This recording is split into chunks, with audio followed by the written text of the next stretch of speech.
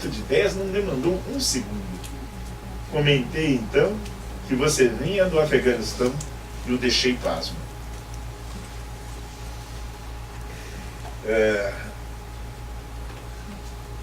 Para o Conan Doyle, que vinha dessa tradição do empirismo, da epistemologia, e para todos nós, o que nós falamos? O que aconteceu aqui? Vulgarmente nós falamos que aconteceu?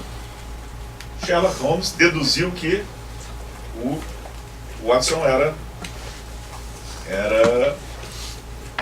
médico do exército, brará, brará, brará. O que Peirce vai notar é que não há nenhuma dedução aí. Como também não há indução. A indução, você tem a regularidade do fenômeno, a partir dali você vai estabelecendo algumas coisas.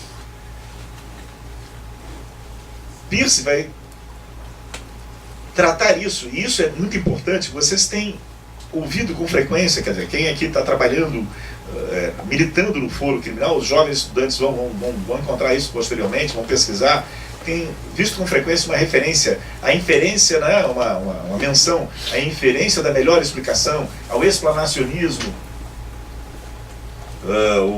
Há um livro do Dallagnol, que é há um livro que deve ser lido do Dallagnol. Volto a dizer, de verdade, vocês não vão me ver brincar aqui. Quando eu brinco comigo, né? Eventualmente com o Moro, porque eu não aguento. Eu não me contei, é a história do escorpião e do sapo.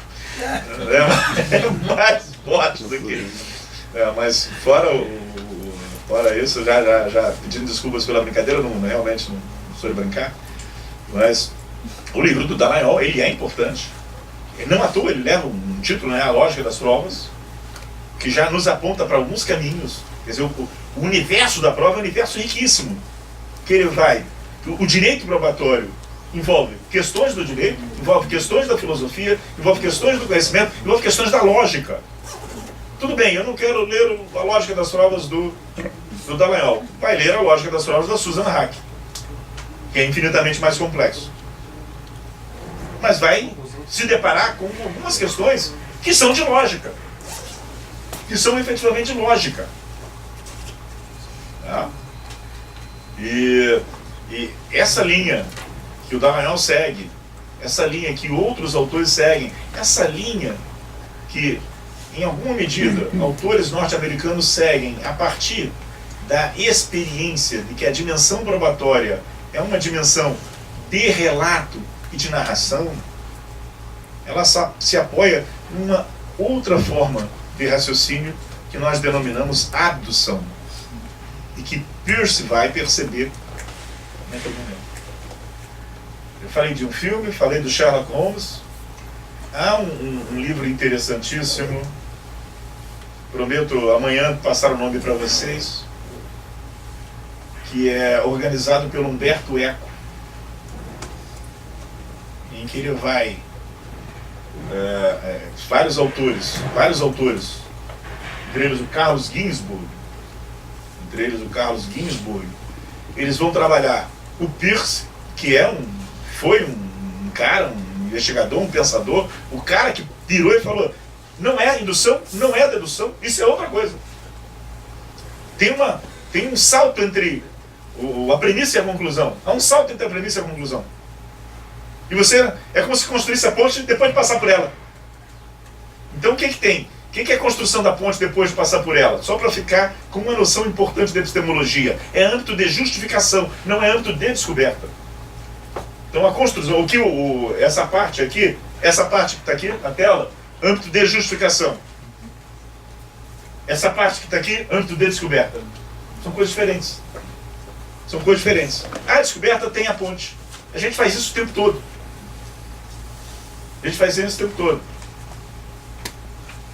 Mas ele foi forçado, ele foi cobrado, né? O Watson, não. E aí, como é que você fez isso? Aí ele para refletir sobre como ele fez. E a explicação que ele dá é essa. Então ele está construindo a ponte para passar por onde ele já passou. O que não é, evidentemente, possível. Então eu estou num contexto que é outro, que é um contexto em que eu vou argumentar para te convencer que o que eu estou dizendo não é uma coisa absurda. Porque não é uma coisa absurda. Então, esse é um contexto geral das coisas. O Humberto Eco tem, então, ele coordena com mais um outro professor holandês um livro em que ele vai trabalhar. O Peirce vai trabalhar Sherlock Holmes e vai trabalhar um outro personagem das histórias de detetive. Para quem quer estudar epistemologia, quem se interessar por isso, quem achar que vale a pena, um dos maiores filósofos brasileiros, professor aposentado da UFRJ, chama-se Luiz Garcia Rosa. Luiz Garcia Rosa. Vocês têm que confiar em mim, né? Que eu vou falar umas coisas que são meio doidas. Confiar não funciona. Tem que ser meio na abdução. Tem que dar o salto da premissa para a conclusão. O Luiz Garcia Rosa é autor, ele é professor, tem trabalhos, tem livros sobre epistemologia, professor aposentado exatamente de epistemologia. Ele é autor de uma série de policial que tem no Delegado Espinosa seu principal personagem. Não sei se alguém conhece? Alguém chegou a ver? Passou, né? O Delegado Espinosa teve o primeiro ano da série, né, na HBO, aquele ator que morreu afogado no São Francisco. Né? Vale muito a pena acompanhar, ler os livros do Luiz Garcia Rosa sobre, né, os livros de ficção, como também vale muito a pena, evidentemente, eu não falei, mas falo agora, ler O Nome da Rosa, né? Vale muito a pena. Porque nós vamos estar trabalhando com elementos da epistemologia ali. E ao mesmo tempo com a dimensão narrativa. O que esses autores epistemólogos fazem no livro, cujo nome amanhã eu passo para vocês, que é coordenado pelo Humberto Eco, é mostrar como a abdução vai ser um instrumento poderoso, importante, decisivo. Estamos todos aqui. Tudo bem com a vida? Ouvimos um estrondo. O chão balança, a poeira vai. Vamos todos fazer o quê? Nós ouvimos um estrondo, esse negócio balançando aqui, o que a gente vai fazer? Com exceção do meu querido Yuri, que treinado em epistemologia jurídica e prova, ele vai exigir um contraditório. Não, eu quero um contraditório de que o prédio vai cair. Alguém vai requerer um contraditório em circunstâncias tais? Evidentemente que não. Evidentemente que não. Então, o que nós temos aqui, na abdução, é alguma coisa que está no nosso regime de crenças, num campo de descoberta. Mas quando nós vamos julgar pessoas, não basta aí, agora não brincando, falando com muita seriedade, não basta ao juiz Sérgio Moro estar convencido da responsabilidade penal, vamos supor, do João Vacari, que ele condenou. Eu estou falando de convencimento sincero. Não basta ele estar sinceramente convencido. Ele tem uma obrigação de justificação. Ele tem uma obrigação de justificação. No campo da epistemologia, nós procuramos, todos, das mais variadas correntes, procuramos escapar da situação em que a justificação se apoie no estado mental de quem justifica, no estado mental do juiz. Vocês vão observar ao longo desse curso e amanhã que a trajetória do processo brasileiro, do processo penal brasileiro, do processo penal alemão, até onde me é dado saber, muito pouco, mas rastreado, nós vamos falar do Savigny também, do processo penal português, foi uma trajetória muito apoiada na confiança do estado mental ou na confiança no estado mental do juiz. E a epistemologia, ela quer romper com isso. Ela diz, não, o estado mental das pessoas é algo incontrolável. Incontrolável.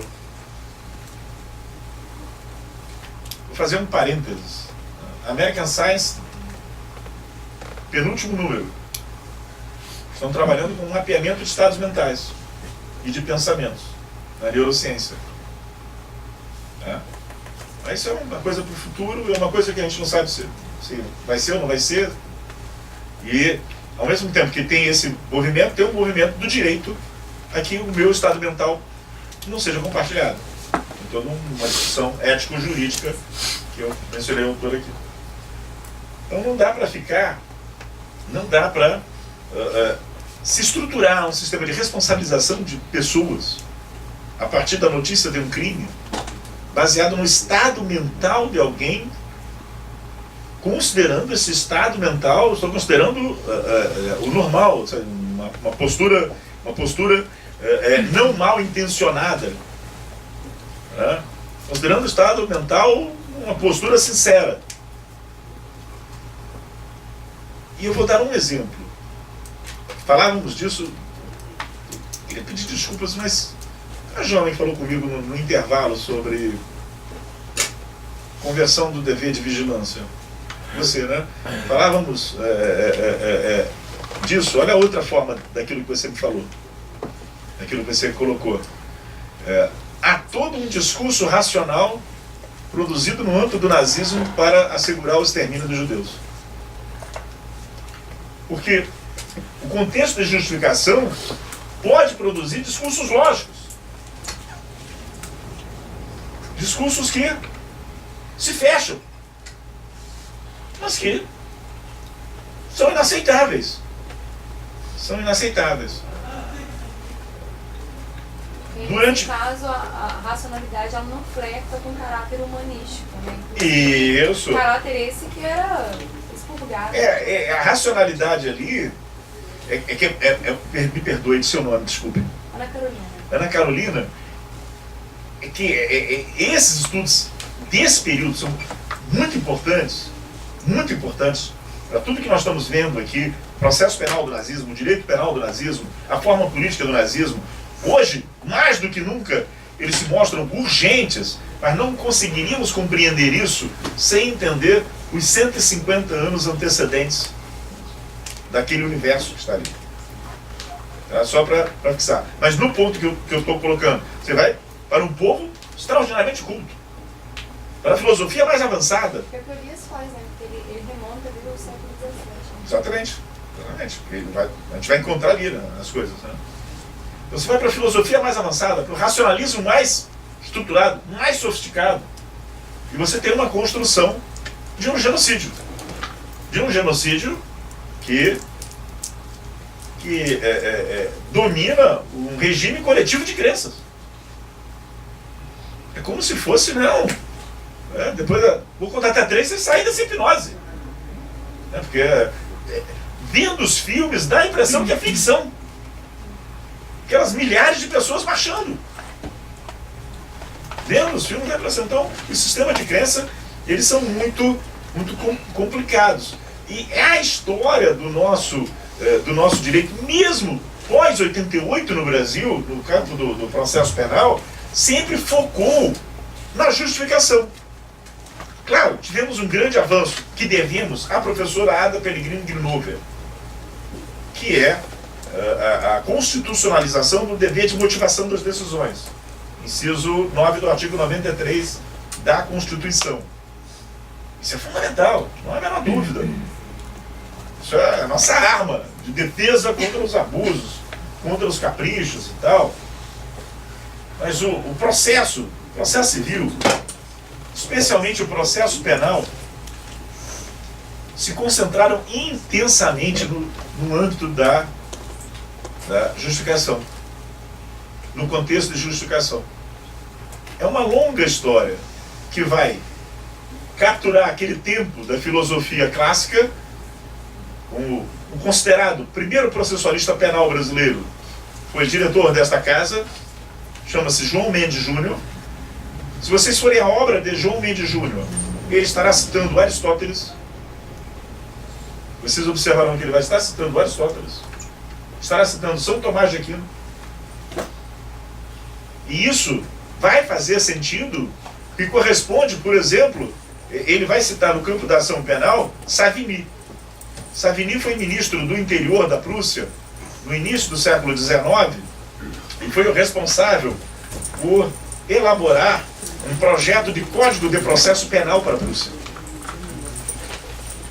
E isso vai avançar, uma comissão, 2 comissões, 3 comissões, vai chegar lá na meados lá do século XIX, até que a coisa não avança mais, e Savigny oferece o relatório desse projeto, que está traduzido para o italiano, não sei se o Ricardo tem, é muito importante esse relatório do Savigny, porque ao mesmo tempo remete ao entorno da Prússia, a Renânia e a influência francesa. Quando você vai em João Mendes Júnior, ele vai situar a ação penal no pensamento de Savigny. Não há essa possibilidade de comunicação sem leitura.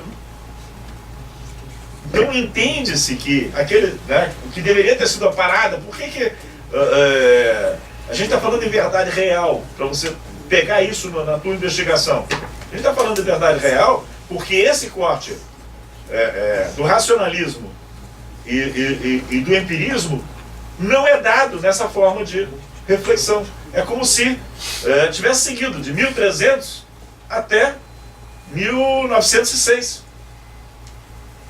Se pegar um texto, eu peguei um texto do Frisch, 2015, sei lá, processo penal alemão, você lê como se estivesse lendo, sei lá, de 1800 e alguma coisa.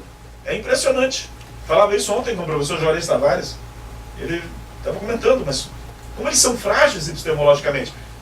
Eu disse, eles são frágeis epistemologicamente, mas tem um sistema de cultura e educação que controla o abuso. Que controla o abuso. O controle está interno e o controle está externo.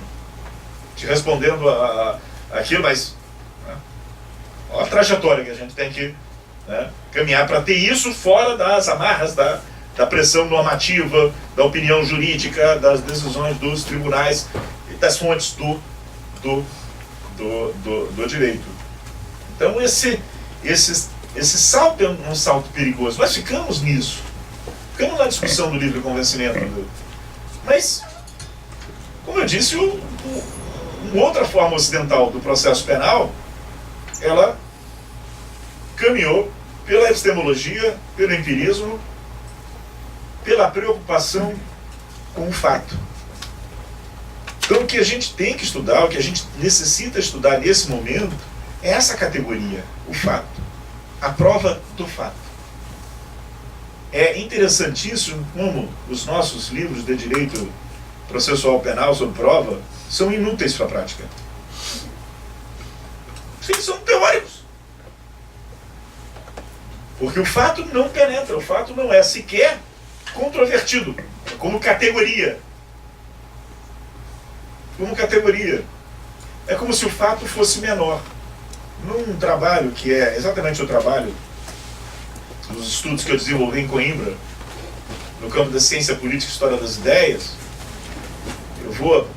o título é Decisão Judicial, está publicado pela Marcial Pons, é o título do livro, o título do meu trabalho eu nem lembro, que é enorme.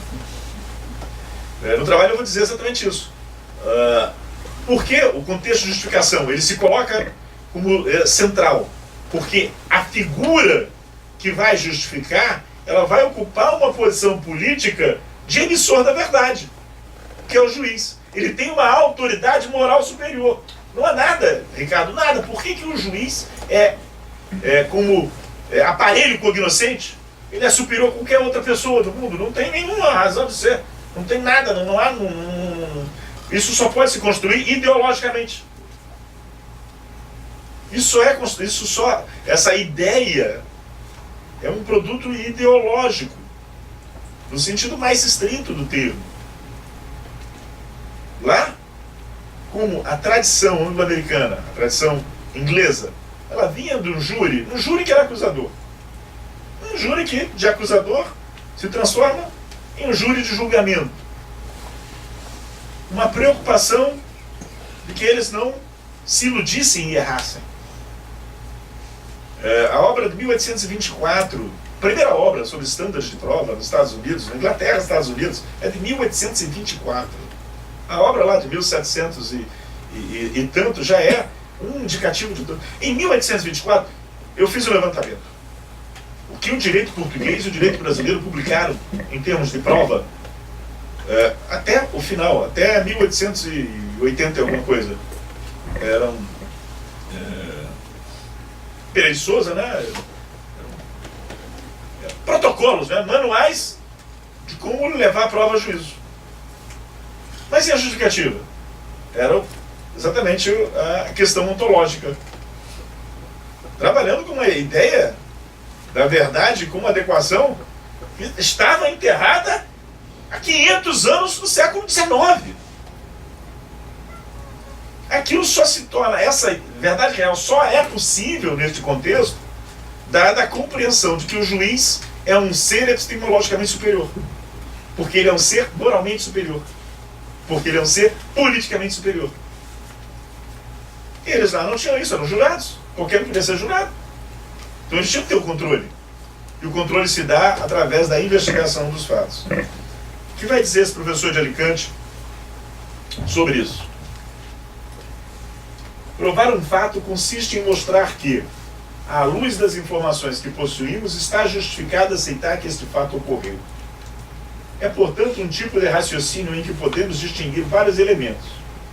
O fato que queremos provar, a informação acerca de outros fatos mais ou menos diretamente vinculados com o primeiro, informação que possuímos, que podemos chamar de indícios ou provas, e uma relação entre o fato que queremos provar e os indícios.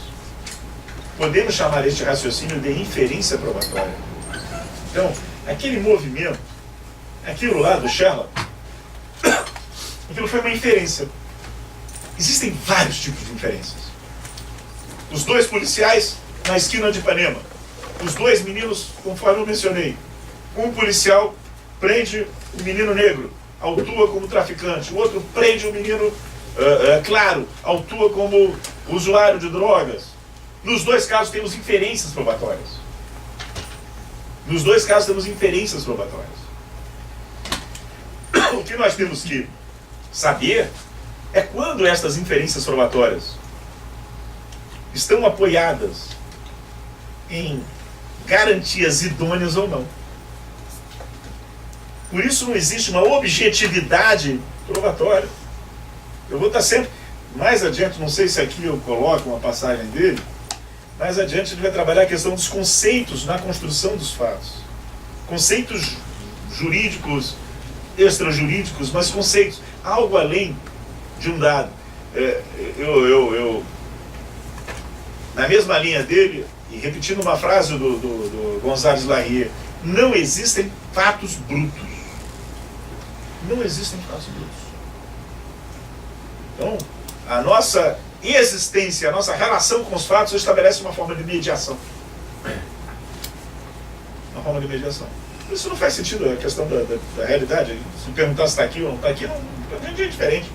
A não ser que seja o caso da esquizofrenia, da alucinação. Tá? Todos realizam inferências a partir de provas. Todos. Todos. Todos. Pará! Barulho! Tremeu! Ah! Saímos correndo. Uns não saíram, outros saíram. Quem saiu, saiu por uma razão. Quem não saiu, não saiu por outra razão. Mas a inferência é um processo contínuo. O raciocínio inferencial, a análise, a valoração da prova, a formação de juízo sobre o que ocorreu, o que é provável que suceda, são necessários para enfrentar os problemas diários. Aí, é outro ponto importante sobre a questão dos fatos, porque, a rigor, nós nos ocupamos dos fatos que hipoteticamente ocorreram. Mas quando vocês requerem uma medida cautelar, quando o Ministério Público requer uma medida cautelar, ele está trabalhando com um fato futuro. Ele está dizendo, eu requeiro que se decrete a prisão preventiva de João. Por quê? Levando em consideração tais e quais elementos, eu posso chegar à conclusão de que se ele permanecer em liberdade, ele irá fugir. Isso é muito presente no campo da segurança pública, das ações de segurança pública, das ações de proteção das cidades. O que eu faço esse comparativo para, se o fato não ocorreu, eu posso chegar a um provável, e a mesma coisa vai se dar no passado, eu posso chegar a um provável. Né? Então as inferências, que são processos mentais que nós sempre realizamos, elas não são, elas não estão imunes de erros. Nós podemos, com frequência, na vida pessoal, sem querer saber da sua vida pessoal, mas lembra quando você olhou para aquele cara, você falou, isso não vale nada, não vou dar assunto a esse infeliz. Mas nem você sabe por que você deu assunto para o infeliz. No dia seguinte você falou para Ana Carolina, devia ter seguido minha intuição. Quantas vezes, não é isso? Quantas vezes, né? E eu não vou viajar, não posso viajar. Viaja, tá tudo errado. Né? Se confirma, né? Aquela coisa. Porque nossas inferências, elas não são sinônimo de juízos seguros. Nem todas nossas inferências são epistêmicas. Nem todas nossas inferências decorrem de processos de conhecimento que confiram consistência às premissas. Eu falei naquele exemplo dos meninos, o preconceito é marcante na inferência. Né? O preconceito, menino negro, menino branco ali, o preconceito é marcante. E mesmo quando nossas inferências podem se apoiar em premissas seguras, nem sempre a solução que elas podem nos oferecer são, para seguir a linha daquilo que a Ana Carolina falou agora há pouco, elas são admissíveis. Elas são admissíveis. A depender de como eu constituir o meu corpo de premissas. Por exemplo, nós já sabemos que são inadmissíveis no processo as provas obtidas por meios lícitos, independentemente, usar uma expressão no sentido mais vulgar, do grau de verdade que elas possam colocar. Então nós temos um valor anti-epistêmico que freia uma solução jurídica. Eu não conheço, eu me recuso a conhecer. Porque não conhecendo, eu fortaleço a dignidade humana mais do que conhecendo para poder arbitrar a responsabilidade. O que é muito importante, que é dito aqui pelo Twining, e aí vem o desafio para vocês, da produção, ele vai falar um pouco também, vai fazer a crítica dos norte-americanos, e que vale para todo mundo, que vale para todos os juízes, advogados, promotores de justiça no Ocidente, que é do Ocidente que eu posso falar. Tradicionalmente, estas habilidades relacionadas à compreensão dos raciocínios inferenciais e do que está em torno do raciocínio inferencial. Tradicionalmente, estas habilidades não formam parte do treinamento profissional. Profissional de quem? Advogados, juízes, promotores de justiça, delegados de polícia, defensores públicos. Talvez isto ocorra porque são percebidas como parte do mero sentido comum. Porque se percebeu que elas só podem ser aprendidas pela experiência prática no trabalho, por uma crença de que estes são temas da intuição, ou que os grandes advogados, historiadores, detetives, nascem ou não nascem, são ou não são. São ou não são. Quando eu fui magistrado, não sei se eu disse isso a vocês, eu fui magistrado, 25 anos. Magistrado durante 25 anos. Quando eu iniciei na carreira, fui promotor de justiça também. 3 anos. Quando eu iniciei na carreira, uns 2 casos, Ministério Público na magistratura, o que eu ouvia era: ouça sempre o juiz mais velho, que ele tem mais experiência, ele vai te dar uma dica de como entender melhor os fatos. Ouvir os mais velhos é sempre um excelente conselho. É sempre um excelente conselho. Agora, acreditar que se qualifica o conhecimento dos fatos pela experiência. Lembram do subtítulo do livro do Boaventura, que eu mencionei? Contra o desperdício da experiência, a razão indolente, né? A crítica da razão indolente, contra o desperdício. Isso não faz sentido. Porque a apreensão, a qualificação do processo de conhecimento dos fatos, ela é treinada. É treinada para nós nos prevenirmos tanto de um ceticismo e de distorções epistêmicas, como de uma voracidade epistêmica. Voltando lá à verdade real, ou mesmo a postura do Michele Tarufo, que está distante da verdade real, mas que é de uma crença numa epistemologia objetiva mais focada, de que é possível enunciar um juízo de verdadeiro relativamente a uma determinada proposição, um alto grau de probabilidade. Essas voracidades epistêmicas, essas voracidades na direção da verdade, elas vêm associadas a práticas autoritárias. Elas vêm associadas a práticas autoritárias.